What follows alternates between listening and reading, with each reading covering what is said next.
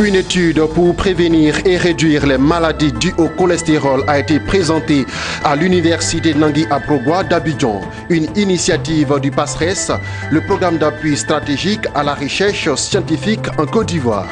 À Guiglo, dans l'ouest de la Côte d'Ivoire, le programme des Nations Unies pour le développement PNUD et l'Agence nationale d'appui au développement rural renforcent la cohésion sociale.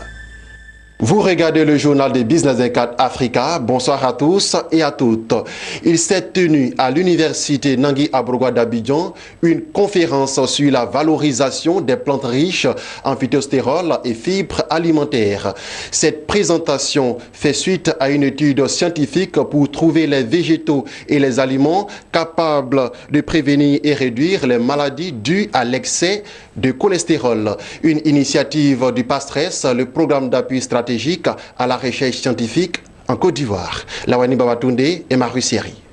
Selon l'Organisation mondiale de la santé, plus de 17 millions de personnes meurent chaque année de maladies cardiovasculaires. En Côte d'Ivoire, la question a été l'objet d'une recherche scientifique pour tenter de développer une stratégie capable de permettre la prévention et la réduction des maladies liées à l'excès de cholestérol. En conclusion, cette étude invite les populations à consommer les nourritures riches en végétaux et en fibres alimentaires pour préserver leur santé. Actuellement, on constate que les maladies qui étaient destinées, disons, aux personnes du troisième âge, aujourd'hui, que ce soit les jeunes ou les enfants, ont au problème, disons, cette maladie. Donc, c'est de trouver, mettre au point, disons, des aliments ivoiriens qui permettent de réduire ces maladies, disons, qui est devenu actuellement un problème de santé publique. Ces aliments, il s'agit de Akwi, connu sous le nom scientifique Richinodendron et de rôti. Il y a la poudre, disons, de baobab, voilà, connue sous le nom scientifique de Adansonia digitata et bien d'autres.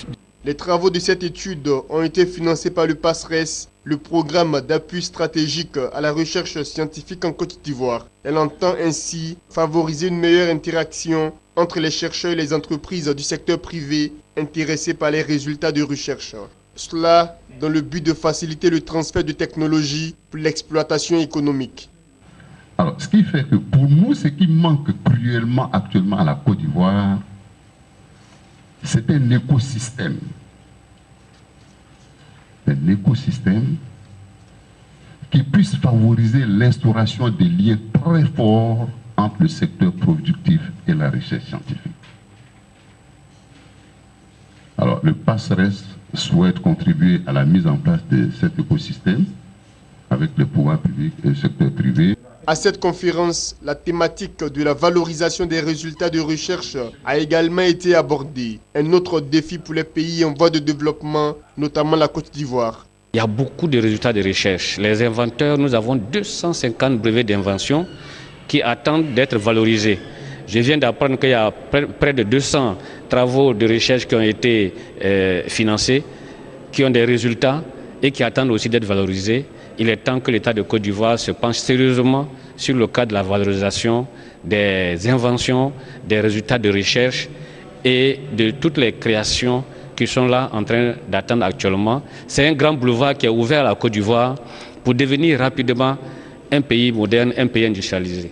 Le plan d'action de Lagos en 1980 recommande aux pays africains de consacrer 1% de leur PIB à la recherche scientifique et à l'innovation technologique, vu son importance stratégique pour leur développement. Ainsi, le PASRES, le programme d'appui stratégique à la recherche scientifique en Côte d'Ivoire, a été mis en place pour un de la coopération ivoiro-suisse à travers le ministère ivoirien de l'enseignement supérieur et de la recherche scientifique et le secrétariat d'État à l'éducation et à la recherche de la Confédération helvétique en appui avec le Fonds ivoiro-suisse pour le développement économique et social et du Centre suisse de recherche scientifique.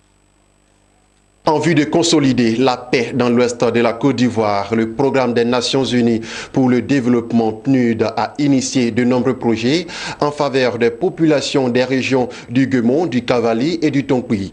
Ces projets seront exécutés par l'Agence nationale d'appui au développement rural, ANADER. Théodore Kanga pour le reportage, Sandrine Bamba pour le commentaire. Le village de Bloc-Niéo, dans le département de Guiglo, a abrité la cérémonie de lancement du projet d'appui à la consolidation de la paix, initié par le PNUD en partenariat avec l'ANADER. Ce projet comporte 2 volets essentiels, à savoir le relèvement économique et le renforcement de la cohésion sociale. À cet effet, il est prévu le développement d'activités génératrices de revenus et l'organisation de journées socioculturelles. Ici, à Bloc-Niéo, village bénéficiaire du projet, c'est une ferme avicole de 1000 poulets, 2 bâches et 200 chaises qui seront remises au groupement Kouado. Obed Oyedo, chef de zone ANADER de Guiglo, a salué le partenariat ANADER-PNUD. Pour lui, sans la paix dans une localité, il ne peut y avoir de développement. C'est pourquoi il a rendu un hommage au PNUD qui a toujours initié et soutenu les actions de développement et de promotion de la paix. Il s'agit de cibler un certain nombre de localités où nous avons estimé qu'au niveau cohésion sociale, il y avait un certain nombre de difficultés. Donc avec l'appui du PNUD, nous avons pu initier un certain nombre de AGR, c'est-à-dire des activités génératives de revenus. Et autour de ces AGR-là, il s'agissait de mener des activités dans le sens de la cohésion sociale. Au nom du groupement bénéficiaire, Toali Geneviève a remercié le PNUD et l'ANADER. Merci au PNUD, merci à l'ANADER, merci aussi au sous-préfet. Prenant la parole, Naounou Blé Henry, sous-préfet de Guiglo, a traduit toute sa gratitude au PNUD et à l'ANADER pour leurs actions au profit des populations rurales, avant d'inviter les populations à s'approprier ce projet, gage d'un développement durable et harmonieux. Ces projets-là qu'on vous donne, c'est pour... On ne dit pas qu'on va remplacer ce que vous avez perdu, mais on dit à partir de ces projets-là, vous allez aller de l'avant. Il faut regarder devant. Ce projet-là, on dit, on le fait pour que vous puissiez vivre dans la cohésion, dans la paix. Quant à Guy Boniface, chef de village résident, s'est dit satisfait de ce projet porteur d'espoir. C'est une joie, c'est une grande joie pour moi, parce que moi-même d'abord mon village c'est un village enclavé. Si ce projet vient me trouver, c'est un grand effort qui a été fait pour nous. Nous avons senti que l'administration ne nous a pas oubliés. La Côte d'Ivoire a définitivement tourné le dos à la crise pour faire face à son développement socio-économique. L'avènement de ce projet, initié par le PNUD et l'ANADER, va contribuer fortement à l'atteinte de cet objectif, même si de nombreux défis restent encore à être relevés. Notamment la question des infrastructures routières. Dans le département de Guiglo, grande zone productrice de café cacao et d'EVEA, plusieurs voies sont encore impraticables. En témoigne l'axe Guiglo-Bloc-Niéo, où des ponts de fortune sont encore dressés.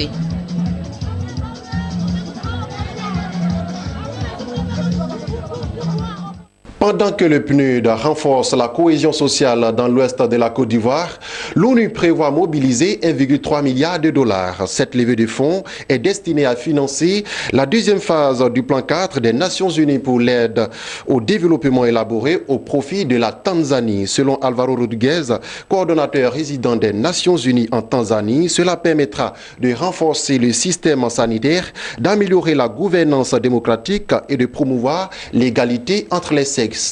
Au Cameroun, le comité de pilotage COPIL du programme national de formation au métier de la ville a adopté le 15 mars à Yaoundé un budget de 632 millions de francs CFA pour un plan triennal 2017-2019. Selon le ministre de l'Habitat et du Développement urbain, l'enveloppe budgétaire adoptée pour le programme 2017 uniquement est d'un peu plus de 205 millions de francs CFA. Et c'est sur cette note que nous mettons fin à ce journal.